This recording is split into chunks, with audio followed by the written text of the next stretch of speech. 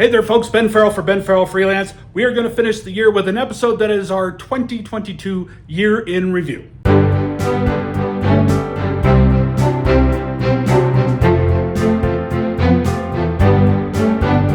Hey there, Ben Farrell for Ben Farrell Freelance. This is going to be the final episode of 2022, and I thought maybe we'd just take a little bit of time to recap some of the aspects that we discussed over the year in the 26 episodes that we did in 2022. Now, we all know when a new year is upon us, we're always talking about New Year's resolutions, and if you're that kind of person that really wants to set goals for themselves, obviously the new year is a good time to do it. Especially if you're a writer, it can be, I'm gonna finish this novel, I'm gonna get it half done, I'm gonna get my first draft done, or I'm gonna start one. I'm gonna write that play or that screenplay idea I've had in my head all these years. This year's gonna be the year that I do it. Obviously, it's good to have goals at the start of the year, but don't put too much pressure on yourself to complete anything. What I would do is establish benchmarks for yourself throughout the year. And that's why we're going to do just a quick review of the tools that we gave you in 2022. Get started by making a cut sheet. This is a grid that allows you to develop a small synopsis, a longer synopsis, what characters you might need, or at least major characters, what scenes are already in your head, and a good place to add notes as you go along. Be sure to take the time to develop your characters and develop a questionnaire for that character. Imagine that you're a journalist who's been assigned to do a feature story on one of your characters. What kind of questions would you do to develop that feature? Both a sample cut sheet and a character questionnaire are available on my website under the resources tab for you to download and make your own. In further developing your character, make sure you do your Amamaki grid, which is an outer motivation, inner motivation, outer conflict, and inner conflict list of all your major characters and your supporting characters. That is also available under the resource tabs on my website, and the link is below in the description of this episode. If you're like me, writing your story in chronological order is almost impossible. So what I do is I write the scenes that are most vivid, and we have an episode that will help you determine how to do that. Writing your plot is just as important as any other aspect of your project, so make sure you do a little bit of research to learn the different types of plot structures there are, but especially learn the 3-act plot structure, because that is a great baseline for you to start and then creatively go off the cuff. When you're writing dialogue, take the time to learn the concept of inner dialogue, where your character has something to say, but what are they really trying to say, and the ways you can express that, whether it's vocal inflection or by their body language. Remember, when you're writing dialogue, especially for a stage play or a screenplay, nobody talks in complete sentences, and especially proper English. So they talk in fragments, and you have to recognize that. So maybe go where people are, like a bar or a party, and just be aware of how people are talking to each other,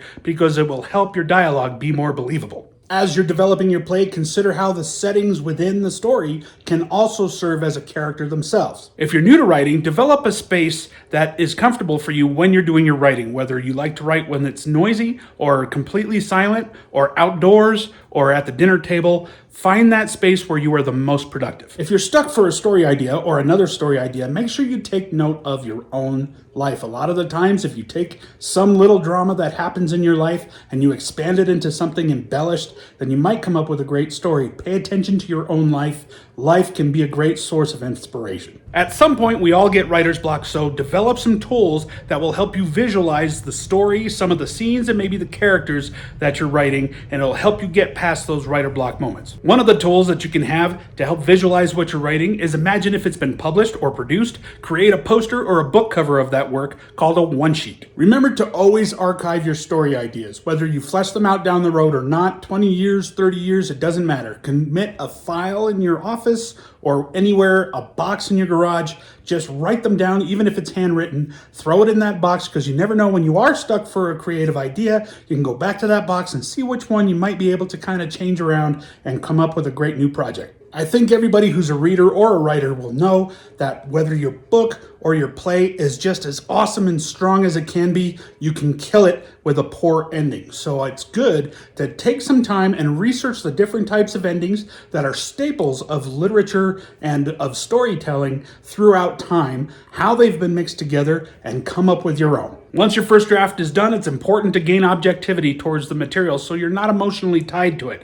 So take that draft, put it in a drawer, and give it some months away from it, so that way when you go back to edit, you have your objectivity. When you're ready to edit your first draft, what I do is I write the first draft handwritten, so that way when I go to type it into my writing platform, I make changes as I go, so that way when it's done being typed up, I already have my second draft. When you do go to edit what might be your second draft, or at least your first draft that's printed out, what I do is I use color-coded markers to where I use green for the exposition, I use red to edit dialogue, and I use black to edit entire pages out, and don't be afraid to do that. One of the final tools of gaining objectivity before you write your final draft is a table reading or a reading party where people gather and read what you've written. So we did an episode about how to throw one that's relatively inexpensive and will gain very good insight before you go into your final draft. When you're done with your final draft and you're ready to put it out in the world and you're trying to get it published or you're trying to get it produced, make sure you develop ways to deal with rejection, because you will run across that. And if you can't do that, then get tough, cream puff. If you have aspirations of being a freelance writer or a contract writer or even writing for a TV show, you have to get used to writing on a deadline. So we've done an episode that gives you just a few tricks on staying focused so you can hit that deadline. So that's what we went over this year. Next year, we're going to have some more that'll go into a little bit more detail as far as character, as far as plot structure, and as far as a character's journey throughout the plot. We'll also be doing a little bit more on journalism and asking questions when you recognize something isn't completely answered. We'll also be doing some reviews of some books, some stage plays, and some movies of projects that really went outside of the box and was really unique and completely negated everything that I told you in 2022. We're also going to have more special guest episodes from writers who have found a very specific niche for themselves, and obviously we're going to have more contests and the prizes are going to get bigger. Before I let you go, I just wanted to say thank you to Mark Tacna, who's one of our creative consultants who really helped us get off the ground as far as doing a YouTube show. My daughter Rylan is also credited as a creative consultant because a lot of the reenactment ideas are hers. And to my son Foster, who joined us on camera to help with those reenactments, and to my daughter Hartley, who helped us behind the scenes. And of course, to those of you who have been our OG subscribers and those of you who have taken the time to watch any of our episodes, we really hope the information has been helpful, and we really hope it's been entertaining and at least made you laugh. I also wanted to recognize the hard work that the kids have put into this channel, and you guys have brought that up and have expressed how much it makes it what it is. And so here's a montage of some of the things that the kids really did well on to make this show as entertaining as it has been this year.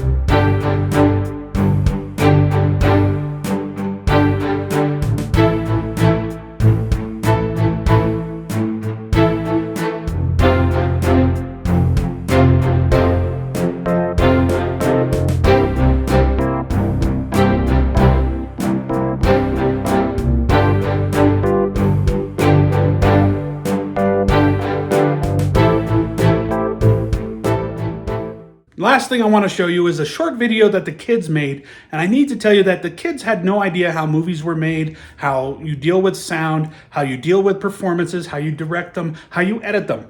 And because of their exposure to the show, they took it upon themselves to take their tablets and actually put a movie together all on their own. I didn't even know they were working on it. And it's amateur, but it's very cute. And I wanted to show you that they did learn from the show and put something together just as an experiment. Hello. Watch what I can do. Okay, so another thing that I can do is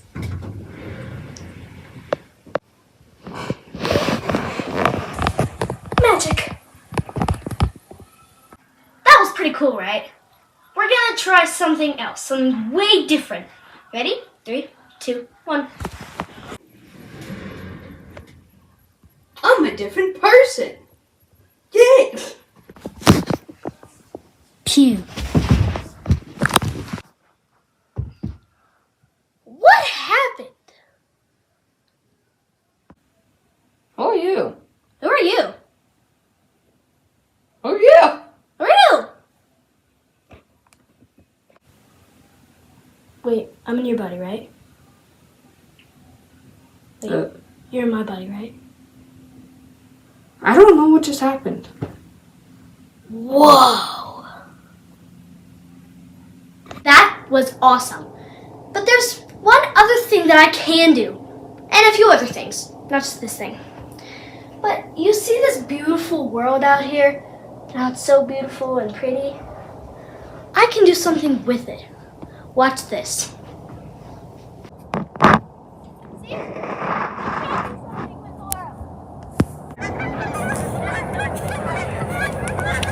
That was one thing I can do. Not powerful. But I can do another thing that's very similar. That was scary and high.